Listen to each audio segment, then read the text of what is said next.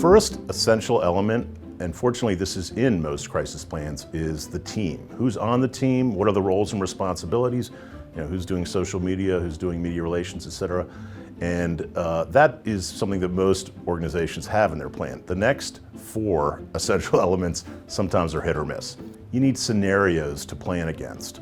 A lot of organizations have sort of generalized threats in their plan, like bad weather, and you want to have, a hurricane that destroys one of our facilities. That's something concrete that you can actually plan against. The third element is, who are the key stakeholders for that scenario, right? And don't just list them.